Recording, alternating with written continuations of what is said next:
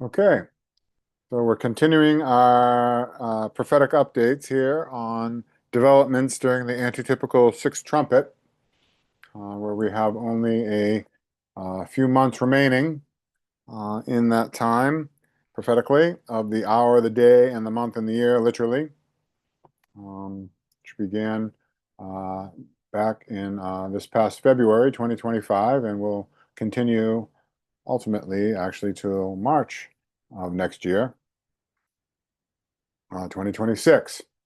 But we are trying to see how rapidly things are progressing. And again, we have literally hundreds of articles that we are just looking at from the mainstream press, and we're just looking at the headlines because there's just so many articles. We don't have time to get into all the details or even to really open them all in tabs in my computer because it would just be too much. But just going through the headlines we've seen already is giving us a good glimpse. And of course, this is also for those who don't have time to go through all these or who don't have access to computers and such, or who perhaps don't really have as clear discernment as they ought to about what's really happening. I want to highlight some of what has been happening. So, picking up where we left off last night, um, we saw the last article I think we looked at last night was this idea that President Trump was suggesting that the U.S. military could use our cities here in America and how they're how military assets are being deployed against U.S. citizens on U.S. territory as a training ground or for future warfare. Um, one wonders if actually using the military against its own citizens is the training that they're preparing for. Um, Now, the next article on this line is new CDC travel warning. This is from the Daily Mail in the UK. New CDC travel warning, that's the Centers for Disease Control here in America. Travel warnings for virus spreading across the globe as, quote, incurable disease reaches America. So somehow this new viral variant that is previously supposedly unknown has supposedly been spreading, and the CDC, which was used as a tremendous arm of propaganda and means of deception during the COVID crisis, is now being used to propagate that we should again be terribly afraid of more coming pandemics. Um, Now, biblically, we ought to be expecting increases in pestilences. And as we ultimately come to the time of the plagues, we know for sure that there'll be such things happening. And of course, the demons know this. And so they're psychologically preparing people for it. But they're doing so in a way to deceive people and to use fear, as they did during the COVID crisis, to deceive people and especially to get them to, again, as we were talking last night, to psychologically condition them to submit to whatever the government tells them to do, rather than submit to whatever God tells them to do. So this is an interesting development, especially coming again out of the Trump administration, where the vast majority of the people who supported President Trump coming back into office in his second term were very much against everything that happened during the COVID crisis. And yet the Trump administration itself was very much involved in promoting the COVID hysteria at the beginning of the crisis in 2020, before the election and leading up to the election and the change in administration back then.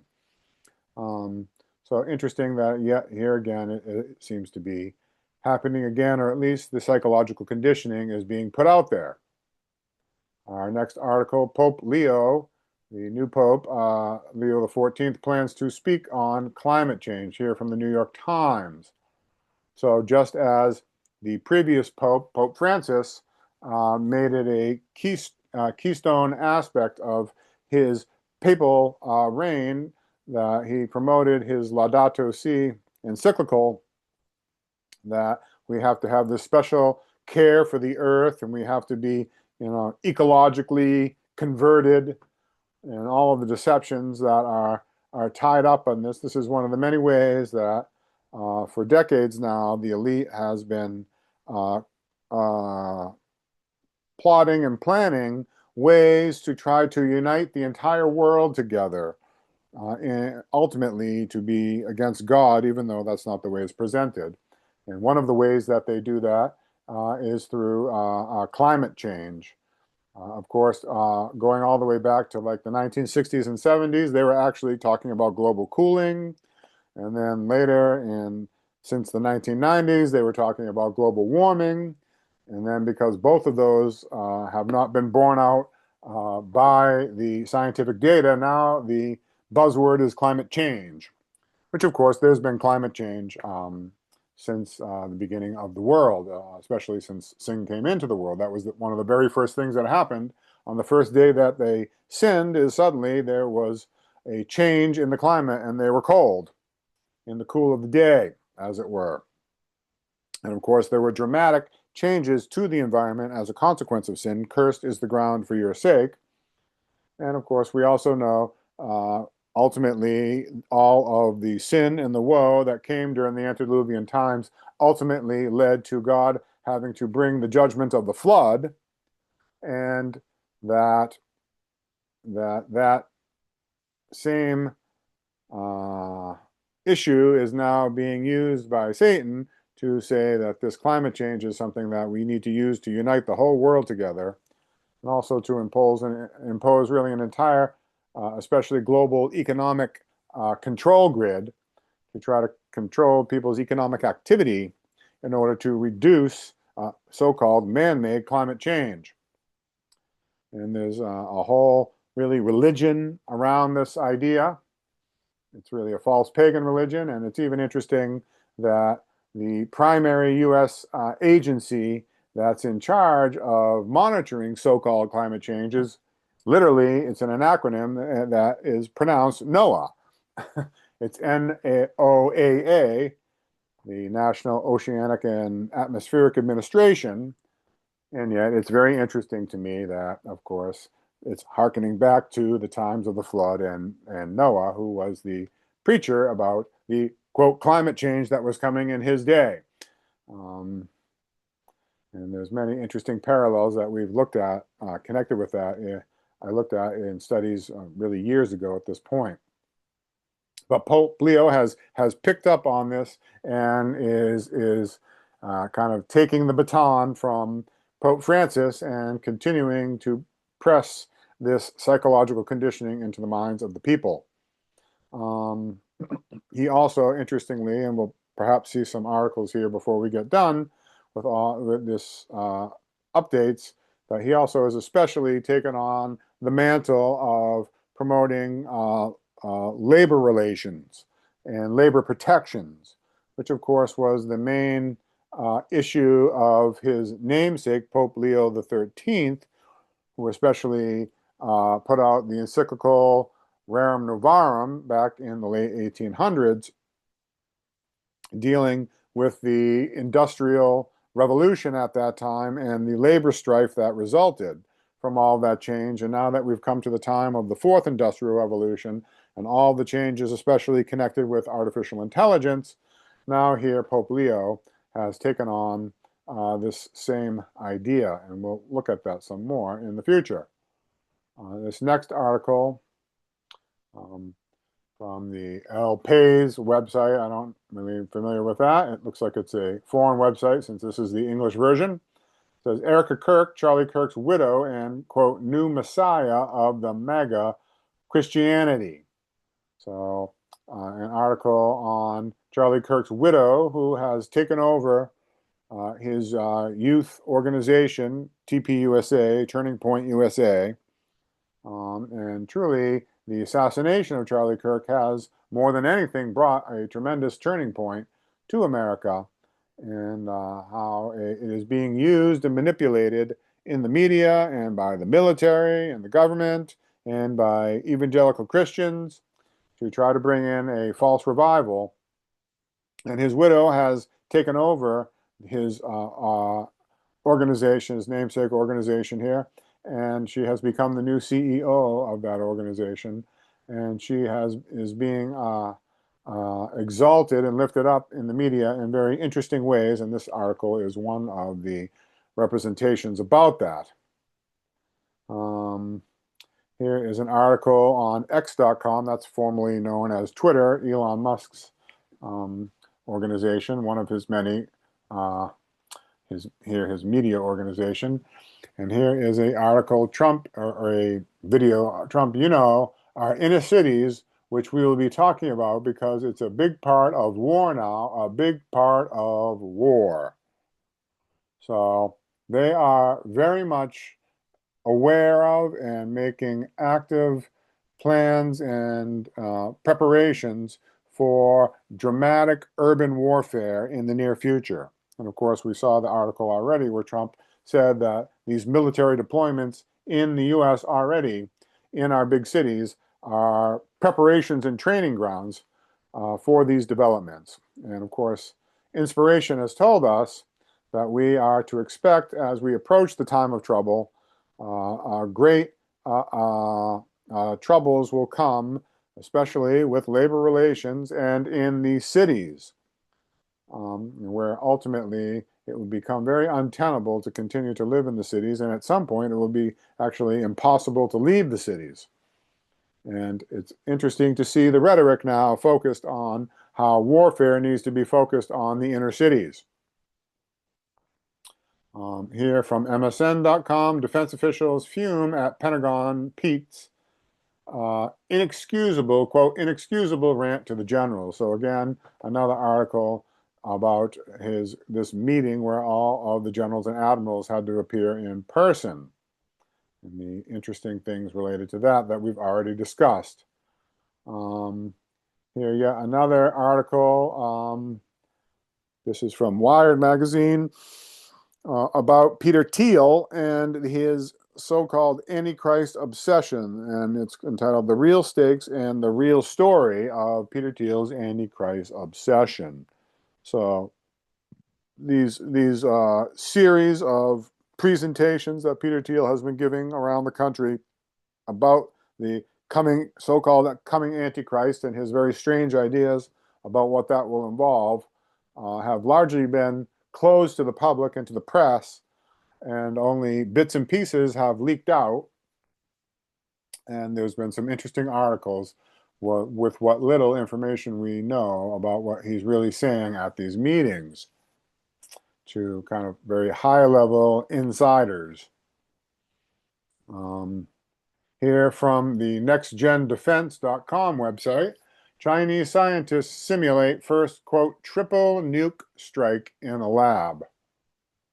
So apparently Chinese scientists are simulating what it would be like to actually perform a nuclear strike triple 3 times in a row in the exact same location, and what exactly the consequences of would that be.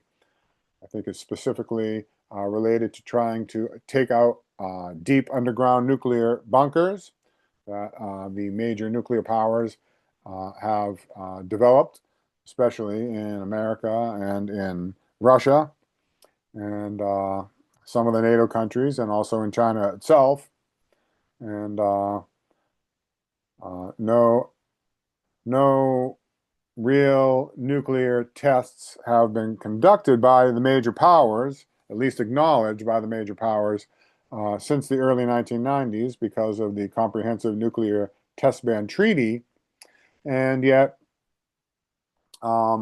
they do use supercomputers to simulate these strikes and what would happen. It's also interesting that there have been newer nuclear powers that have come on the stage, such as North Korea, who has conducted underground nuclear tests in recent years. And I believe both Chinese and Russian scientists were present at these tests and actually were involved in being able to collect that data and use that, especially to update their computer simulations. And we saw that we have seen, or we will see how President Trump recently threatened to restart nuclear testing in America as a consequence of some of the nuclear rhetoric coming out of Russia. So here, the next article, NBCnews.com, an asteroid may be heading for the moon. Should we, quote, nuke it first? So there is a decided effort among the geospatial satellite organizations in America and the other countries, where many of these satellites, well, most of the satellites, and there's literally thousands or even tens of thousands of satellites in space now, most of which are directed back here on Earth, but an increasing number of those satellites are actually pointing outward and looking for large bodies that are supposedly approaching our solar system and our planet and the moon as well. They claim it's to supposedly detect large asteroids or meteors that or comets that might come, and if one was supposedly in their minds potentially coming to strike the Earth, that they could somehow, in planning and predicting for that, could somehow send out nuclear missiles and nuke it first to prevent it from actually either hitting the Earth or to somehow break it up into smaller pieces where it wouldn't be so destructive to the Earth. Or here's one supposedly that's heading towards the moon. There's many aspects about this that I find very interesting, among which I personally believe, and I think there's quite a lot of scientific evidence to support the idea, that one of the things that happened at the time of the flood was that a comet came into the inner solar system and began to break up, but still had very large pieces to it, and some of which, quite a bit of which struck the moon, and that's where really all of the impact craters that we see on the moon really happened all in that one event at the time of the flood, and also several large impact craters also that are here on the Earth, I believe, were directly related to that comet. I believe it broke the waters above, which I believe were an ice bubble above the Earth, and that was part of where some of the waters came, where the rains first came here on the Earth. We also told there were both waters above and waters below. And that impact, one of those impacts actually helped to break apart the crust of the Earth, where the waters broke forth as from the womb, as the scriptures tell us. And so now suddenly they're making plans to nuke these asteroids. And then, of course, even more in a spiritual sense, the scriptures tell us that the great rock is Jesus Christ himself, and they know he's coming. And these devil worshippers, really, is what they are, sadly, are actually so deluded that they actually think that when Jesus comes the second time, that they can actually send nuclear missiles out to somehow try to stop him from coming back a second time. And now with this supposed asteroid coming that might hit the moon, they're actually actively considering, in a very sophisticated way, how they might send out nuclear missiles to try to intercept it as sort of practice for attempting to do that in the future. Very interesting to me. The next article from the AP News, Pope intervenes in U.S. abortion debate by raising what it really means to be, quote, pro-life. So here the Pope is intervening in U.S. politics, of course, here now being the first Pope of U.S. origin. He's very sophisticated and has an in-depth knowledge of U.S. politics. And abortion, of course, is one of the main kind of wedge issues that the papacy has used to try to ingratiate itself in the minds of believers, that those who have a love for life and the beautiful creation that God has made, and especially the amazing moral worth of every single human being that he has made, the papacy, in some ways, seemingly publicly, has taken a very seemingly principled public stand in favor of life. Now, it's sort of disingenuous because secretly, through the Jesuits and other secret structures, they are one of the main promoters of abortion. But their public stance is against abortion. And so they're using this to manipulate the minds of people. And to the extent that the Catholics are pro-life, this ought to be an issue that we could use to try to connect to with and witness to Catholics and other evangelical Christians. And we shouldn't, strangely, there are many perhaps sincere Adventists, I don't know, their hearts, who actually are against taking a strong public stand against abortion simply because this is something that the papacy has done. And I don't agree with that. And when others, even who we disagree with very strongly on other issues, take a stand for what's right, we ought to support what they're doing. And I think we can look to inspiration. And going back to the times of our pioneers, not only were nearly all of our pioneers that I'm aware of took very strong public stands against abortion, and they literally called it murder and infanticide. But also there were certain issues like for instance, the Women's Christian Temperance Union, which was promoting especially against the liquor industry, was something that was being supported by this Women's Christian Temperance Union, which was an evangelical organization that was also at the very same time very strongly pushing Sunday sacredness. And yet Sister White told the people that we ought to unite with them in their work on the temperance issue, even though we so strongly disagreed with that same exact group on the Sunday sacredness issue. And so I believe that same principle applies today to this pro-life abortion issue. But it's interesting how the papacy uses it as a wedge to divide and conquer. There's an article about it. Here from the Wall Street Journal, Trump keeps blurring the line between capitalism and socialism.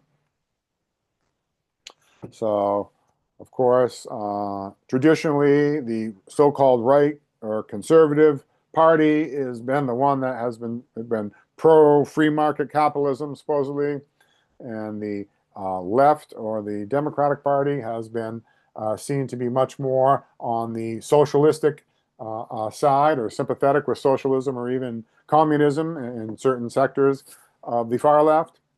And yet here Trump sort of in many ways seems to be blurring the lines in both promoting completely unfettered free market capitalism and also pushing socialistic ideas in certain issues. Of course, when you actually blend those two, you get things like National Socialism, which is what was the actually philosophy of the Nazi Party in Nazi Germany. And there are many interesting parallels to the rise of the Nazi Party in Germany and the policies that are being promoted in our country. Not least of which the modern development since 9/11 of having a Department of Homeland Security. That name literally comes from Nazi Germany, the Homeland Security Department. So very interesting that this is being talked about in the mainstream press from the Wall Street Journal. Here from the Mirror in the UK, Donald Trump's executive order signings show unprecedented and historic trend. And so all of the modern presidents have increasingly been using this so-called executive order power, which is really nowhere found in the Constitution. We don't have dictators who just simply put out executive orders telling everybody what to do, dictates of one man, and yet every single president, going back decades now, has issued executive orders, and I think every single president that has issued more executive orders than the president before them. But in this second Trump administration, that has really been taken to a whole new level. And Donald Trump has issued hundreds of executive orders since coming into office and is just really bypassing both Congress and the judicial branch to simply act as if he is a king and can just simply tell people what to do. And it's also been a time when there's been really the least pushback against that, very strangely, um, since the new Trump administration came in. And here's an article discussing it in the Mirror. I hear from yahoo.com, emergency abortion denials by Catholic hospitals put women in danger, lawsuit claims. So ever since the so-called famous Roe versus Wade Supreme Court ruling from 1973 was overturned in recent years, the states, that power has been taken away from the federal government and returned to the states, which in some ways is seemingly much more constitutional and in harmony with our original republic, where any powers that weren't explicitly granted to the federal government were reserved to the people and to the states. And many states have been taken up that newfound power since that recent Supreme Court ruling and have been implementing certain restrictions on abortion. But there certainly remains certain resistance to that. And here is an article along those lines. In particular, Catholic hospitals, again, have been apparently denying requests for abortions in certain circumstances in harmony with these new laws, and many people are not happy about it. Again, we're not getting into the substance of any of these articles, really. On either side, we're just trying to look at what's happening and especially about how it's being put out into the media and into the mindset of the people to psychologically condition us, to prepare us for the coming final deception. And how, again, here abortion is being used as a wedge issue, and also how it's being used, especially by the Catholics, as a means to, in some ways, psychologically garner support and to unite Catholics and evangelicals.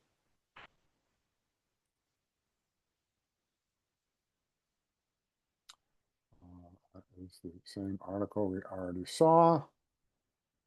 Don't need that even to be there. Here is another executive order from defensenews.com. Trump signs executive order vowing to defend Qatar, which is one of the emirates in the Middle East. And again, an executive order being signed. And Trump, again, who came into office claiming and promising to be the one who would reduce and bring to an end all these globalist wars, is pledging to come to the defense of this small emirate in the Middle East if it faces military attack or problems. And it's also been one of the countries that has been, at the same time, harboring radical Islamic elements that have been shooting missiles at Israel and part of the escalation of hostilities in that area. And so these are very interesting developments. But it's also one of the countries there that allows us to have military bases in their country, and especially there's a very significant significant Navy port in Qatar that we are seeking to maintain access to. And so I believe this is part of President Trump's way of securing that relationship. This is an article about it.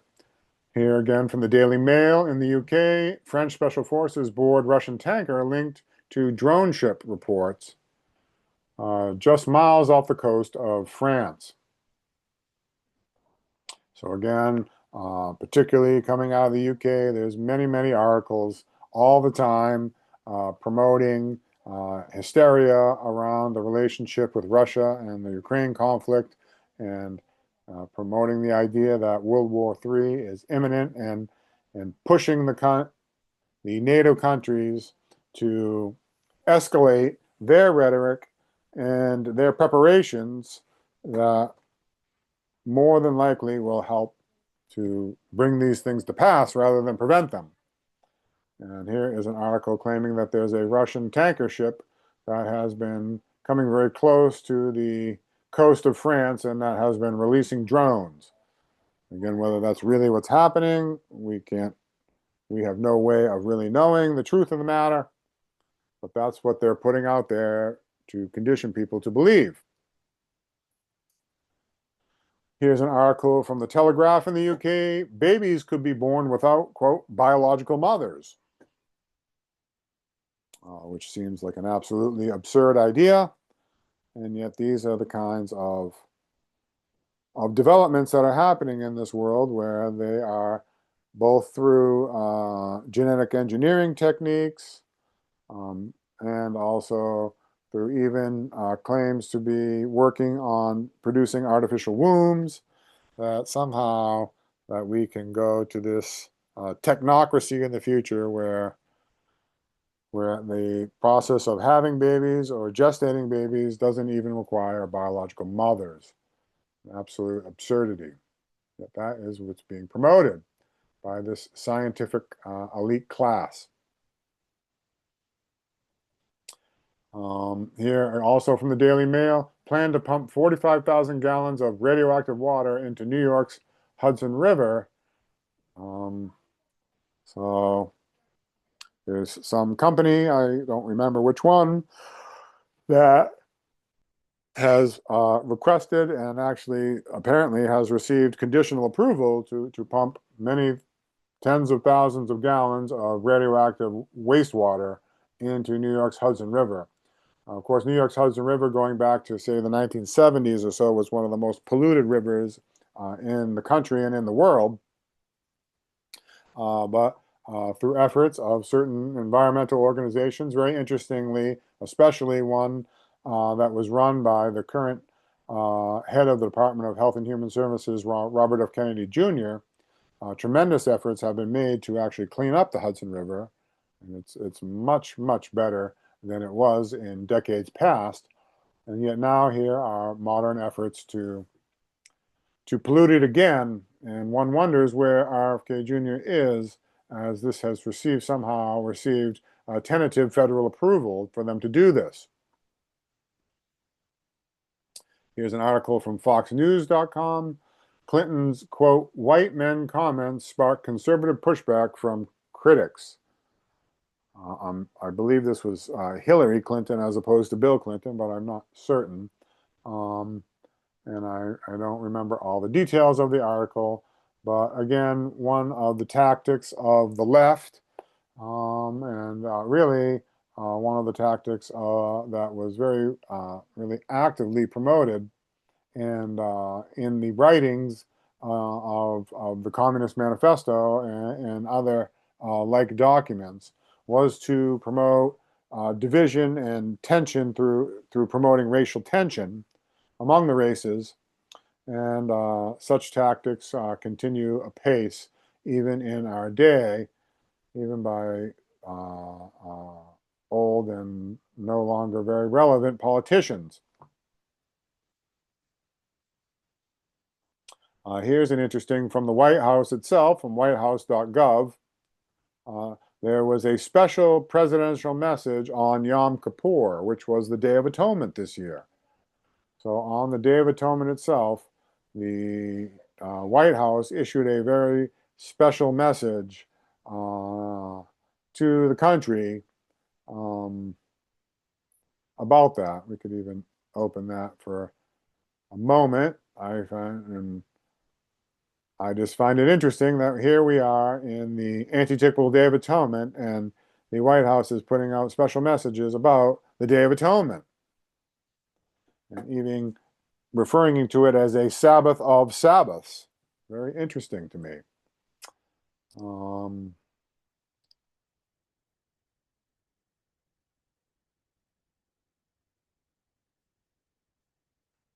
Here from MSN.com, houses of worship tighten security amid rising number of attacks. It certainly is the case that there have been a rising number of attacks and shootings and killings at houses of worship. We'll see also in future articles that I have later on here about also the increase of ICE raids on houses of worship. And this idea that the federal government uh, can just simply send in armed men into churches and drag people out at gunpoint is a very concerning development. And the rise in these seemingly, quote, random shootings, which certainly are demonic at a minimum, are connected with this idea that somehow we need protection from the government in order to be able to worship God appropriately.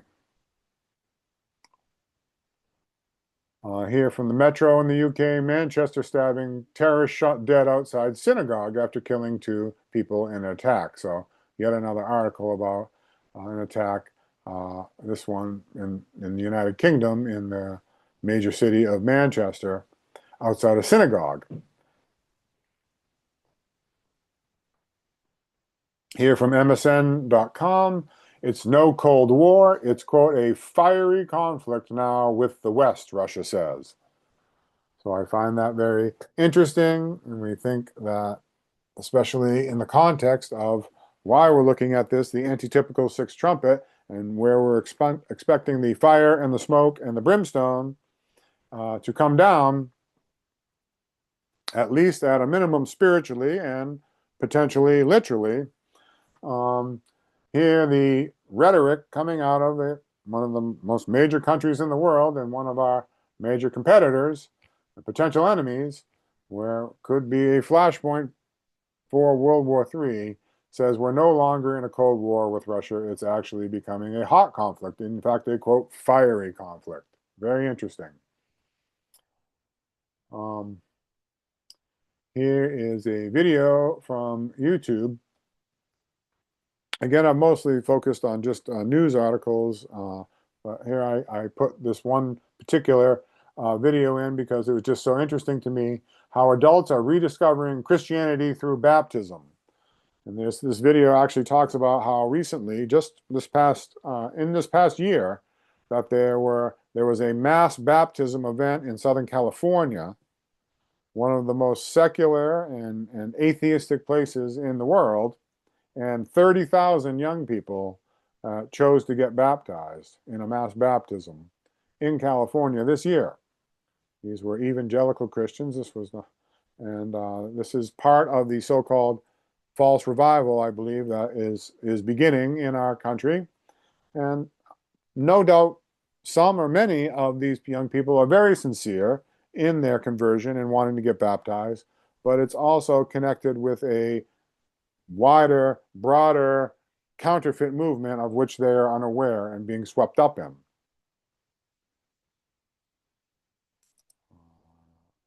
Looked at that. Here from MSN.com, NATO shouldn't shoot down Russian fighter jets, says a former general. So we saw that certain NATO countries that claim that Russian fighter jets and drones have been breaching their airspace. Again, we don't know the truth of these matters, whether this is propaganda or these things are really happening, or is Russia really testing NATO defenses, or is this just rhetoric and propaganda? But NATO is claiming that they have a right to shoot down Russian planes, something that, if actually did happen, could very quickly escalate into greater hostilities.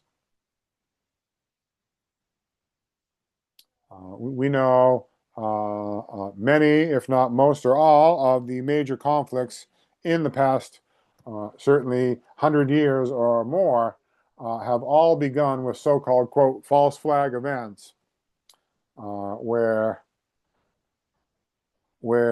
serious attacks and breaches were blamed on the target enemy that conflict was desired with, uh, and were used as the excuse to escalate hostilities to outright warfare.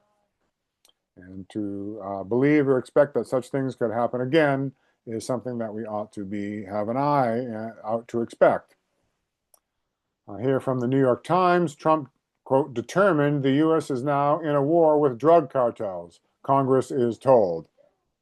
So this is connected with the idea that the U.S. military has been doing a major buildup in the Caribbean and has been conducting direct kinetic strikes on certain boats, especially leaving Venezuela recently, and just simply blowing them up without ever pulling them over or inspecting them or finding out if they really are drug traffickers or just fishing boats. And we don't know, and nobody knows because they're simply just blowing them up. And yet, and no doubt there is drug trafficking that is coming from South America into our country. This is certainly the case. But exactly what is going on behind the scenes in these stories and behind these developments is very interesting. Of course, there's a dramatic amount of evidence for those who want to look at it that actually one of the largest drug traffickers in the world is the U.S. government itself, and especially the intelligence agencies. And often in these drug busts and other when you hear articles of major drug busts or major seizures of weapons and drugs or of cartels being broken up, it's actually they're taking out the competition rather than actually trying to stop these things from really happening. So one wonders what's really going on here, or if this is just being used as an excuse for some other thing. Of course, Venezuela has huge, one of the largest oil reserves in the world. And again, as the major nations, the U.S., particularly the U.S., Russia, and China, are making, and the NATO countries are making dramatic preparations for a world war, securing oil resources is something that all of these countries are attempting to do. So there's certainly much more going on behind the scenes too than just what's being told us in the press. Again, on the same topic from the AP, U.S. is in an armed conflict with the drug cartels, Trump says. Here from the New Republic, Pope Leo slams Trump, Vance, and Hegseth all in one go. So very interesting. Pope Leo has been pretty highly critical of the Trump administration and others, here the Vice President and also the Secretary of War, Hegseth. In this particular article, we won't get into the details of all that he said in that article. Here on the same topic from yahoo.com, Pope Leo's critique of Trump ends the honeymoon with conservative Catholics. So conservative Catholics were very displeased with Pope Francis and his pontificate, and they were hopeful that Pope Leo would take a different tack. And in some ways he has, but in other ways he's very much seems to be following in the same footsteps as Francis. He's trying to sort of tried to have a public balance on that, where he, on some of the more radical positions that Pope Francis took, Pope Leo seems to have downplayed those at least, but he has been, especially of late, recently, become increasingly publicly critical of the Trump administration. And here this article is discussing how that is affecting the psychology of conservative Catholics. Of course, even though we understand the deception of Catholic theology and that there are many things with which we would disagree, ultimately, I believe many of the people who are God's true-hearted people are among the conservative Catholics, and that they will come out of her, my people, before the end. So we should be interested in how they're thinking and how that can help us in our witness to them. Here from MSN.com, U.S. used a transnational crime unit to secretly target campus protesters. So that's another interesting development, that the U.S. government had a crime unit that was a transnational crime unit, something that was supposed to only be used against organizations that were outside of the United States. And that now those same structures and surveillance networks and technologies are being turned against U.S. citizens and U.S. organizations, and in this case, actually just simply protesters at college campuses. Here from thehill.com, top Air Force General Thomas Bussiere announces his retirement. So following this meeting where all the generals and the admirals had to come in person to appear and bow down, as it were, to Secretary Hegseth and to President Trump himself, and where there was some very interesting rhetoric, including if you didn't really get on board with the program, that you should simply quit. And here, a very senior top Air Force general, actually, I think the top Air Force general in this case, announced his public retirement because he simply was not willing to do that. And these are strange and interesting developments.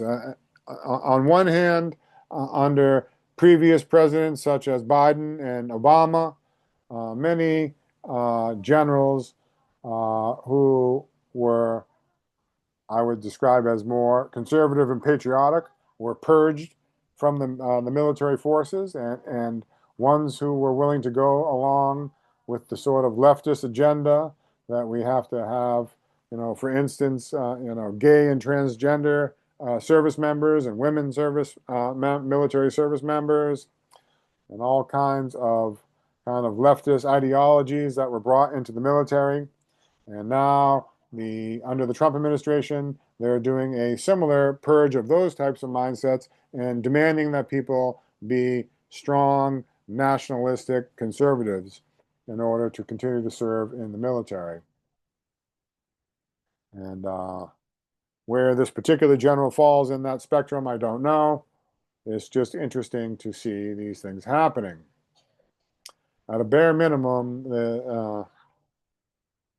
if you're not willing to just go along with orders and do what you're told, you're being purged from the military at this time. And that is a concerning development for sure. Well, we know how these things are going to be used against Bible-believing Christians in the end. Here from the Daily Mail in the UK, Trump sends dark bloodbath warning as millions of jobs hang in the balance and hatchetman slashes billions in blue states. So that's some interesting rhetoric that they're putting out there, and how President Trump is threatening to use all of his executive power and his executive orders in the government to target particularly his perceived political enemies in particularly Democratic strongholds. And whatever you think about politically, whether those things have gone to an extreme and need to come back into more balance, the willingness to employ the government in this way can always be used in the future to then shift to different targets, with we could not agree. Here from the Sun in the UK, U.S. military preparing to seize ports and airfields in Venezuela as Trump declares full-scale war on the drug cartels. So more rhetoric about Venezuela and potential war with Venezuela.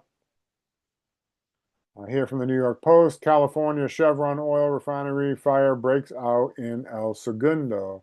LA residents feel the explosion. So a major oil refinery in California has had a fire over the past several years, really, not just very recently. There's been a number of very suspicious fires at oil refineries in America, dozens of them, I believe.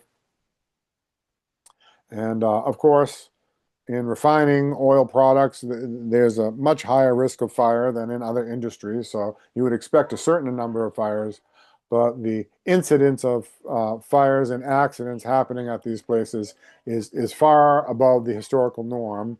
And one has to suspect there's a certain amount of potential um, nefarious things going on behind the scenes, and whether that's foreign enemies such as Russia, potentially, or whether that's domestic enemies that are seeking to push up the price of oil and such and manipulate markets. We don't know all these things, but this is an article pointing to one of those major fires that happened recently.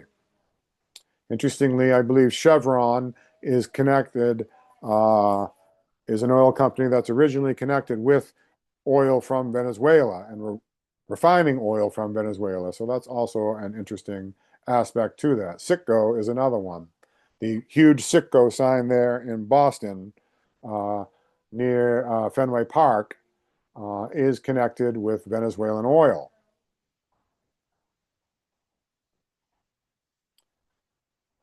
Here from the New York Times, Ukraine's new prime minister is a woman who speaks Trump's language. So Ukraine has a new woman prime minister. She seems to be more closely aligned with President Trump politically. There's tremendous developments. I mean, Ukraine is one of the most corrupt nations in the world. It has long been so. That's not something new. But somehow, in this conflict with Russia, many of the NATO countries in particular in Europe have been willing to overlook that and have been sending these hundreds of billions of dollars of support to this most corrupt country in Europe. And there's interesting things that we could look at and in articles that we could look at about how much of that money is being laundered in Ukraine and is coming back to support political parties in these countries, including back here in America, particularly to support the Democratic Party. Very interesting. And I could say a lot more about that, but we'll move on for time's sake. Here from yahoo.com, virtual Jesus, question mark, people of faith divided as AI, artificial intelligence, enters religion. So there's increasingly numerous websites and apps for phones and such that are run by artificial intelligence that claim to be speaking on behalf of Jesus or of the saints, or and you can ask questions, and people are using this to get their answers to what is quote truth religiously, and these are very interesting developments to me. And then there's a whole subset of people who aren't really people of quote faith, who are treating artificial intelligence itself as like a religion or as a god. And those are also interesting developments. Here from the Mediaite website, this is again a site that's focused on the media itself. Trump deems Democrats the quote party of hate, evil, and Satan. So Trump is not just using rhetoric to demonize his political enemies as the bad guys, but he's actually literally aligning them, saying that if you support the Democratic Party, you actually are essentially supporting Satan. Now, interestingly, there are many policies supported by the Democratic Party that actually are very satanic. But you could actually say the same thing about the Republican Party, and how this religious element is entering the political rhetoric is very interesting to me. And this article is one of the things that are pointing to that increase in the blending of religion and politics. Here from the AP News, Trump now openly backing Project 2025 during the shutdown. So during the election cycle, especially in the summer last year in 2024, there was a lot of press reporting about this Project 2025 conservative agenda, and that includes, again, an open call for legislating Sunday sacredness, among many other policies. And because of that, the optics of it, President Trump publicly said he had nothing to do with Project 2025 and he didn't support it. And he thought the people who were promoting it were a little kooky and all kinds of strange things he said about it. But since he came into office, he has very much adopted nearly all of the policies across the board in his administration that were being promoted by this so-called Project 2025. And now he simply is openly supporting it in public now, which he previously said he had nothing to do with. Here from the Daily Mail in the UK, Trump issues chilling Gaza ultimatum to Hamas. All hell will break out. This is your final warning.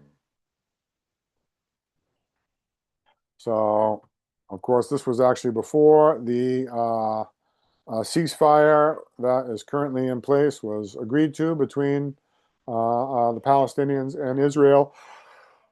And Trump issued this ultimatum. And interesting, again, all hell will break loose. This is very kind of religious rhetoric. Your final warning. Again, as we're approaching the time of literally the final warning to the world, there has, truly been this near genocide, or actual genocide, however you want to categorize it, that's been happening in Gaza. And it's also very interesting how the Trump, his family real estate organization, and also his son-in-law, Jared Kushner's real estate organization, is very much poised to receive billions of dollars in contracts to rebuild Gaza now that the ceasefire is in place. And so there are certainly some self-interest there in his political policies in that regard. Here from the Vatican News.va, directly from the Vatican itself, Pope Leo signs his apostolic exhortation, Delexite. And this is all, that was on October 9th of this year. And we don't have time. Perhaps I could have a separate study at some point where we'll look at the details of this apostolic exhortation. Whenever the papacy puts out major documents on certain social policy issues, we should always perk up and take notice. And this particular one is more about kind of social relations between people, and this seems to be particularly the focus of this papacy. At this time where Satan is doing a special work to try to bring together all the peoples of the world in rebellion against God. Here from The Guardian in the UK, body slamming, tear gas, and pepper balls. Viral videos show ICE using extreme force in Chicago. So whatever one thinks about the mass illegal immigration that's happened over the past several decades and what ought to be done about it, the manner in which they're going forward in rounding up these people is very disconcerting. And we shouldn't want anybody in this world treated that way, even if they are here illegally, and they shouldn't have come here illegally, and they don't have necessarily a right to be in America because they're not citizens here. We wouldn't want human beings treated this way. And of course, as we've talked about, all of the structures and the logistics and the tactics that they are using right now and developing in the camps and the prisons that they're setting up supposedly to deal with the illegal immigration problem, all of that is being put in place to very soon in the future be turned against Bible-believing Christians in the final crisis. And if in some way we don't stand up against it and protest against it, these tactics and methods are going to be used against us in the future. And actually, even if we do stand up against it, they're likely to be used against us.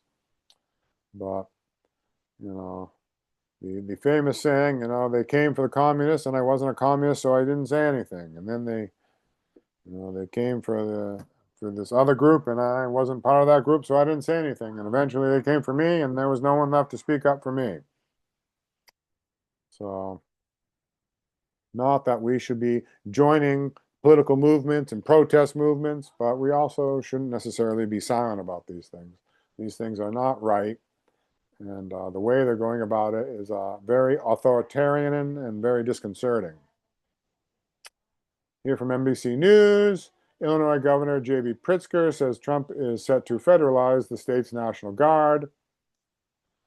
So, when Trump was saying he was going to send National Guard and military assets as part of these ICE raids in Chicago, the governor there, who himself is a part of the whole elitist cabal and is a very wealthy billionaire himself, so he's no great person, but he was opposing what President Trump was doing, and because President Trump wasn't happy about that, he simply said he was going to nationalize their National Guard troops, which are normally under the control of the governor of that state.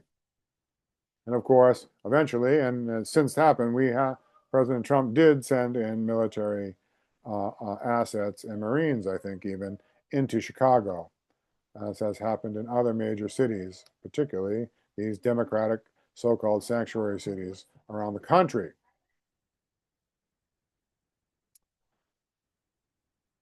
Here from Barron's.com. Barron's is a financial publication connected with the Wall Street Journal. Swedes stock up on food as fears of war deepen.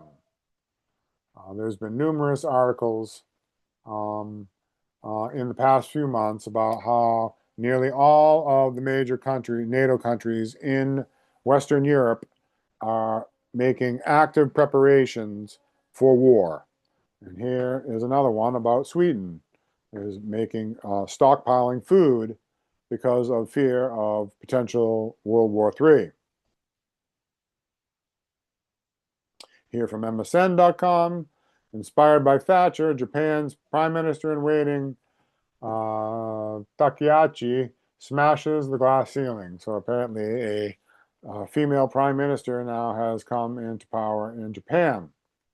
Don't know a lot of details about that. That is quite a significant development. I don't believe they'd ever had a female prime minister in Japan before. And so there are dramatic social changes happening all over the world. Here from MSN.com, Gen Z anger at ruling elites is erupting across the world. So all of these psychological operations, which are proceeding apace against all the nations of the world, really, are leading to a backlash among young people. Young people are naturally rebellious and tend to go against whatever is the popular thing at the time among older people. And the psychological operations are much more effective, actually, against older people because they tend to read the mainstream news more than younger people. But younger people are deceived in many other ways, especially through spiritualism today. But it's interesting that there's this protest movement, and there's also very large, powerful, wealthy organizations, billionaires and such, that also fund these so-called protest movements, which are put out in the press as somehow spontaneous developments that really are planned and funded in a very sophisticated and coordinated way.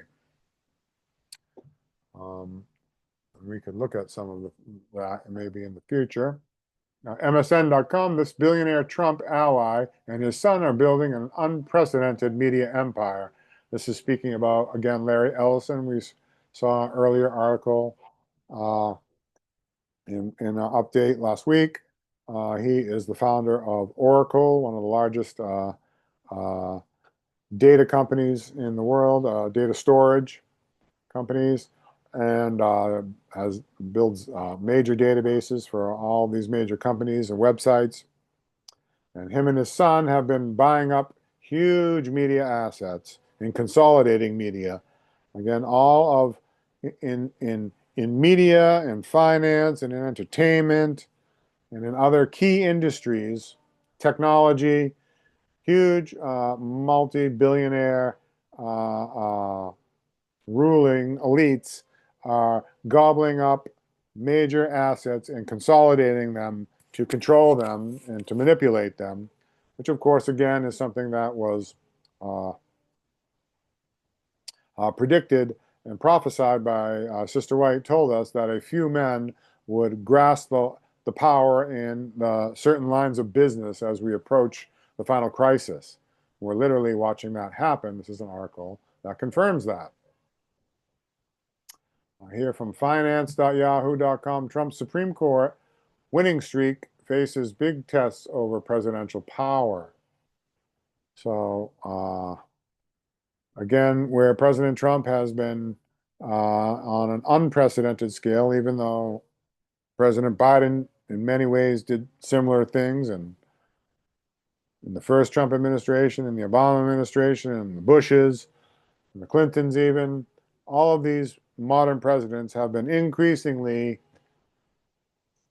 using methods, seemingly unconstitutional methods.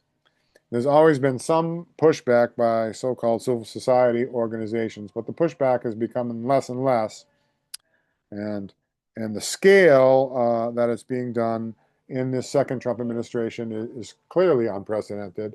And unlike the first Bush administration that got really bogged down in many, many, many court cases and many judges really made a lot of rulings to prevent President Trump from doing what he wanted to do in his first administration.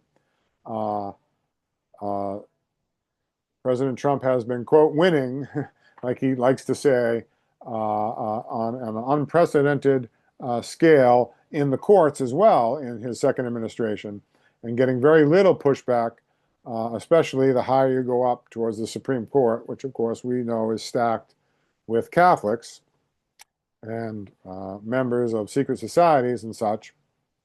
And supposedly he's facing a big test over presidential power, but I think even on that matter, he has largely been winning his arguments at the judicial level, where increasingly the executive branch is able to do just about anything it wants lately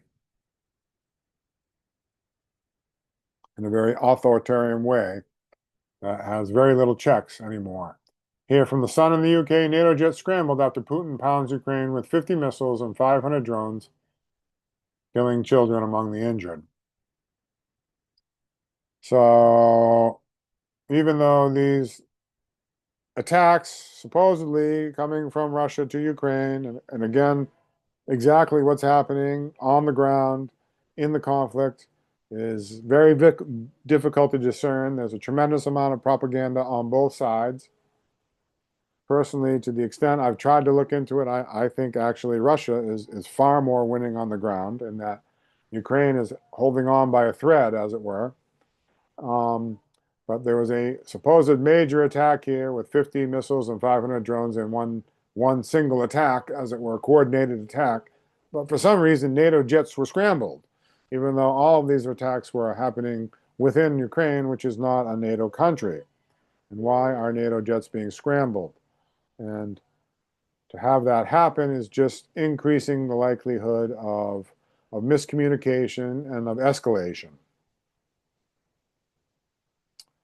Uh, Here from the Telegraph in the UK, the West is waking up to the Russia drone onslaught. So one of the many things that's happening in this Ukraine-Russia war is the methods of modern warfare are being tested out by both sides.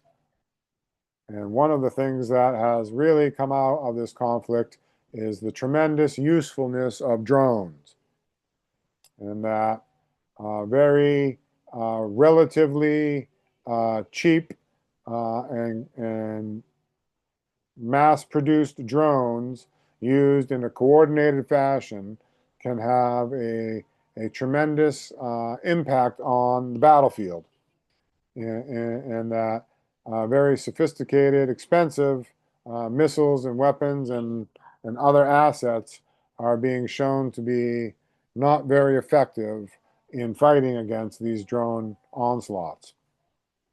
And of course, we again understand that these types of things are going to ultimately be turned against Bible believers. They're testing out how they're going to do these things. This is like the beta test for the final crisis. Here from a publication called The Times, question, does God exist? Modern science shows he must. Bestseller argues. So there's a new book out, and it's by simply scientists, not theologians or philosophers, and I don't know the details of the book or their methods, but somehow they came to the conclusion that not only does God exist, but that he must exist. And that is quite a different conclusion than most scientists have come to in modern times, and that's an interesting development to me. There seems to be this resurgence of religion on all fronts happening in our societies. Here from NBCnews.com. We're doing on time. Okay, Rubio says ongoing Gaza peace negotiations are, quote, not yet at the end of the war. This was right before the current ceasefire was signed. Get into the details of that from the Jerusalem Post. Hamas delegation heads to Egypt for hostage deal talks. So there was a lot of press going on leading up to this ceasefire. Here from the Yahoo News in Canada. Excuse me. Top Vatican cardinal says Israel carrying out massacre in Gaza. So the Vatican was in many ways much more neutral in this conflict in Israel and the Palestinians in the Middle East up right until pretty close to when this ceasefire was signed, and just before it, the Vatican came out publicly and calling it a massacre and even genocide. And that's just interesting to me, how they seek to inject themselves into the discourse. Here from the New York Post, Trump sending 400 Texas National Guard troops to Illinois as anti-ICE protests continue to rage. Another article about these ICE raids and how the military and troops are being nationalized and deployed against American cities and citizens, supposedly to go after non-citizens. Here from MSN.com, Christian therapist seeks right to counsel gay teens to change their feelings. So in recent years, there's been multiple judicial rulings claiming that Christian counselors can't counsel people who are homosexual or trans to say that they can actually overcome that and get right with God and come back to right social relations between a man and a woman. But now here is a Christian therapist who is suing for the right to do so. Interesting development.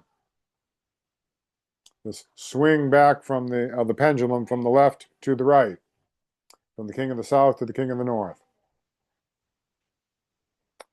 Here from Politico.com, Trump open to invoking the Insurrection Act.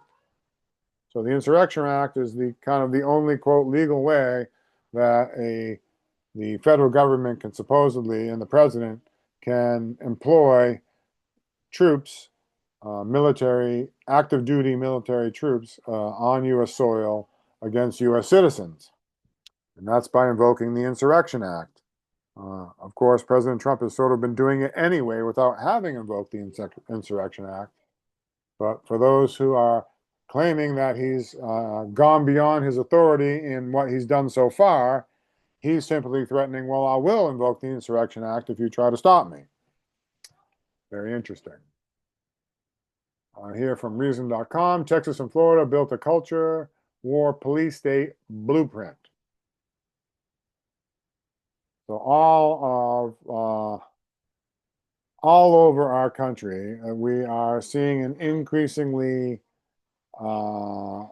militarized police state on multiple levels in a surveillance state.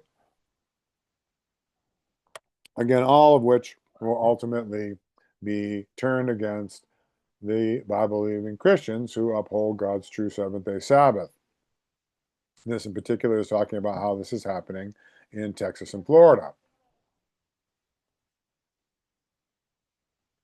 Here from the Express in the UK, Russia mocks Donald Trump's America. Quote, civil war is coming to the U.S. Which is interesting that we have to hear from Russia, that we're on the verge of a civil war. There has been tremendously increased propaganda in both the mainstream and the alternative press that we are on the verge of a civil war, that we've never been as divided in our country since the time of the Civil War. And of course, Sister White actually prophesied that there would be a second civil war in America. I believe we're literally on the verge of this coming to pass. Interestingly, in that same quote, she mentions Russia, India, and China, and this particular article is coming about propaganda coming out from Russia, saying about how destabilized our country is. Here from CNBC.com, the financial press there, gold price reaches $4,000 an ounce for the first time ever. So with all of these destabilizing elements in society and in financially and the angst of people related to that, the go-to financial asset that people look to in times of instability, gold, has reached its highest level ever at $4,000 an ounce.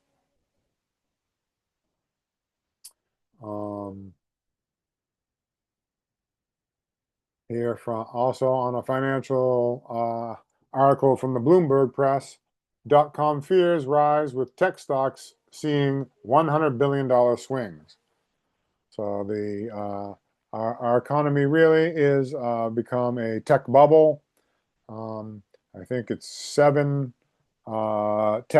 major tech companies are responsible for nearly 70% of the S&P 500, which are the 500 largest companies in the U.S. stock market.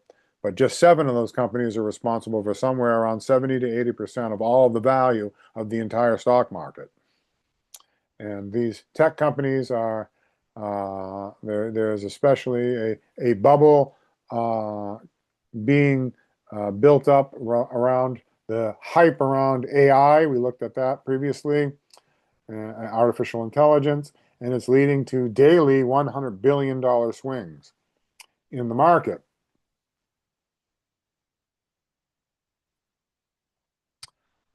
Perhaps since we're just about out of time, maybe that is a good place to stop for tonight. We still have a lot of articles to look at. We probably have maybe at least 2 more studies we could go through here, looking at these developments.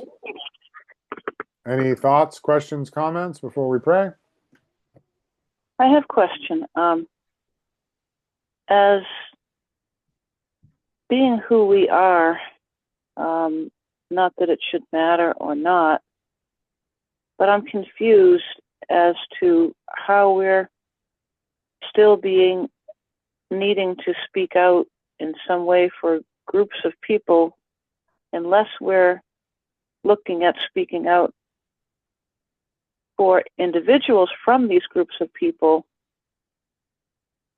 uh, the song that I think you're referring to, the song by Christy Moore called Black Triangle, which talks about different groups that he didn't speak up for until there was no one left but him.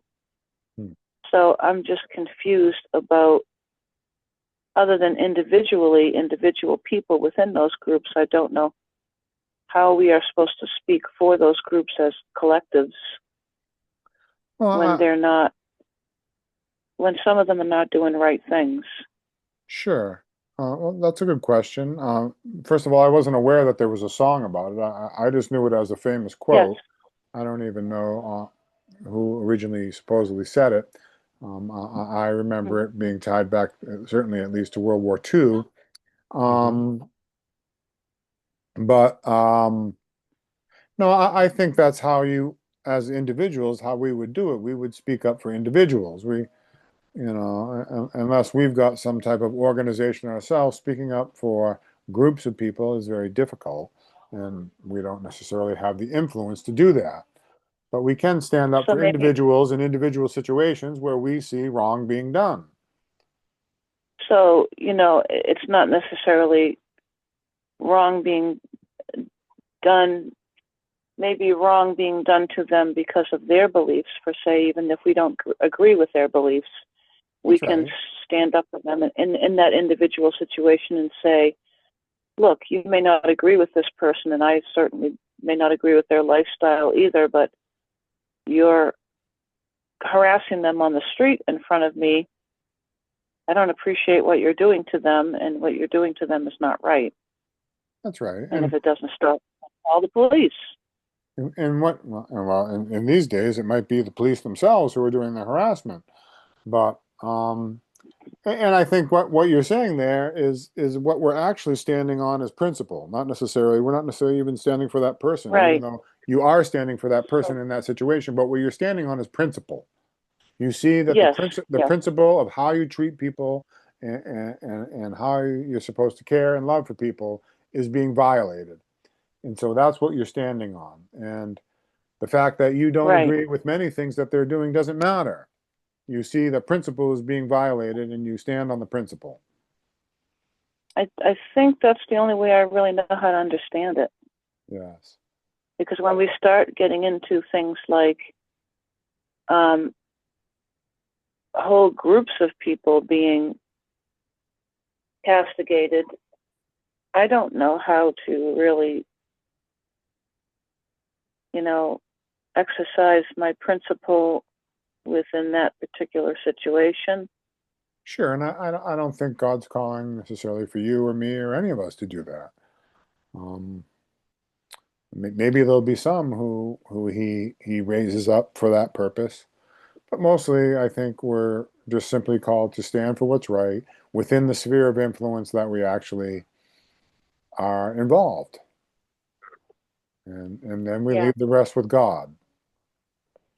But if we expect any of these people to ultimately stand for us when the time comes, when they might not agree with our beliefs, but we want them to stand on principle for us, then we ought to do the same for them today. And even if we don't expect them to do that when the time comes that they're persecuting us, we ought to stand on principle ourselves now, because that's simply what's right. For them as individuals, as each That's right. situation requires. That's Okay. right. Amen. I know that seems like something I should already know, but I guess with my what I believe to be my particular intellectual differences, I should say, kind of Yes. hard to, because when I'm standing up for somebody, or when I'm seeing somebody who's being harassed on the street, I don't really know right away what their lifestyle is. I just know that this is just a person in the street who's being harassed That's right. for some reason. Means Yeah. that, just a total hypothetical, if some gang of people were beating up, say, a trans or homosexual person on the street for being homosexual or trans, even though we don't agree with their lifestyle, we can still say, no, you shouldn't be beating that person up. That's wrong. Well, I might not even know. I might not even know at first glance whether they're a homosexual or a trans. Exactly. Anyway, I just see a That's person. right. I just see a person. That's right. Yes. Amen. know? That's right, sister. Yeah, Praise the Lord. I wouldn't know that. I wouldn't even know that I think that's unless I. what God expects of us, and no Yeah, more. yeah, There's not any more that we can do to the extent that yeah. we're speaking about these things, and maybe somebody will listen somewhere in the future. We can stand on the principle here just to Amen. advocate for these things. Amen. Because I think that was something my brother wasn't really understanding that last night. I think he thought because I made that comment when I was in that apartment in September and made that lesbian lady very angry with me when I said I didn't agree with the lifestyle. I also said I didn't hate gay people, but that got tossed out somehow. So, Oh, I mean, I think inspiration has given it to us best that Christ hates the sin, but he loves the sinner. I think While the her, people of the world love the sin and they hate the sinner. yeah, It's yeah. No, I was thinking that because I think that I got the sense that her collective experience was one of hate, and I think that's too bad, yes. And I wasn't able to speak to that in the moment, unfortunately. By the grace of God, we can show and express and live out the love of Christ while not endorsing the sin. Right, right. And Very difficult. only the Holy Spirit can help us to do that. And I believe God will, through His Holy Spirit, help us to do that in the moment as we personally encounter such situations. Hmm. Yeah, let's close with prayer. We're just about out of time. Heavenly Father, our most holy creator God, we thank you so much that we've been able to have this continuing series of prophetic updates to see the incredible developments that are happening in our world. It's too much for us, Lord. We are so thankful that it does not weary you, that you see it all, that you are ultimately in control of it all, that you're permitting these things to happen, especially to expose how the ways of this world are simply unsustainable, and that the only way that we can ever live together forever in harmony is to willingly submit to your beautiful ways of unselfish love. Please help us to do that. Please help us to live that out and to be your true witnesses as this final crisis is building and soon to break forth upon us. Thank you so much for loving us and keep and preserve us until we can meet again as our prayer. May it be in Jesus' name. Amen. Amen. Amen. Amen.